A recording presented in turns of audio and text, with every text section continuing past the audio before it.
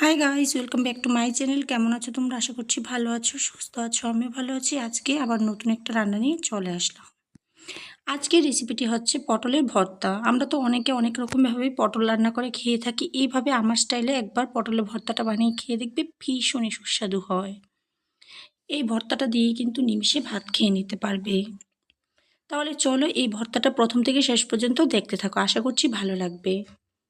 প্রথমে নিয়ে নিয়েছি পটলগুলিকে আমি মাঝখান থেকে ভাগ করে এমনভাবে কেটে নিয়েছি। তারপর একটা কড়াই বসিয়ে দিলাম। কড়াইয়ের মধ্যে আমি দিয়ে দেব সর্ষের তেল।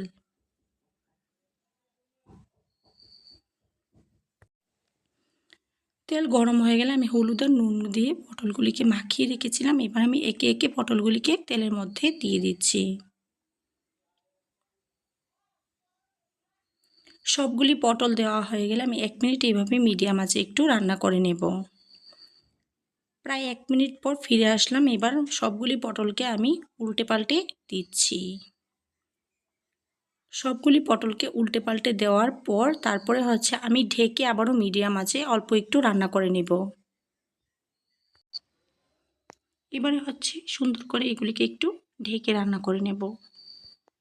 প্রায় 1 মিনিটের মতো ঢেকে রান্না করে নেওয়ার পর এবারে ভালো মতো এগুলিকে একটু নেড়ে চেড়ে দিচ্ছি। আর এবারে হচ্ছে না ঢেকে আমি এগুলিকে এভাবে একটু উল্টে পাল্টে সুন্দর করে মিডিয়াম আঁচে ভেজে নেব। আর পটলগুলি কিন্তু অনেকটাই সিদ্ধ হয়ে গেছে। আর পটল সিদ্ধ হতে কিন্তু বেশি সময় লাগে না, তাহলে এভাবে একটু রান্না করে নিতে হবে। এবারে কিন্তু পটলগুলি সম্পূর্ণ ভাজা হয়ে গেছে। এই পর্যায়ে আমি এগুলিকে একটা প্লেটের মধ্যে তুলে নিচ্ছি।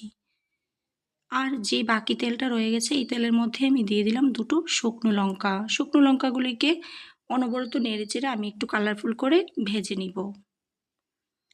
ঠিক এই পর্যায়ে শুকনো লঙ্কাগুলি চলে আসলে এবার এগুলিকে আমি একটা প্লেটের মধ্যে তুলে নেব।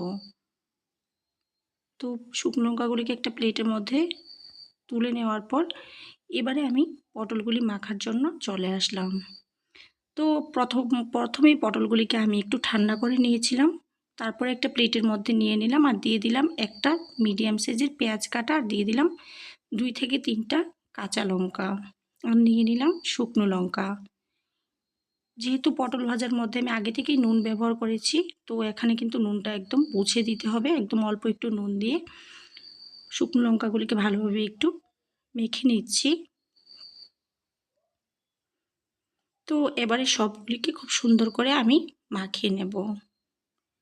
বেশ ভালো করে কিন্তু হাত দিয়ে এগুলিকে মেখে নিতে হবে।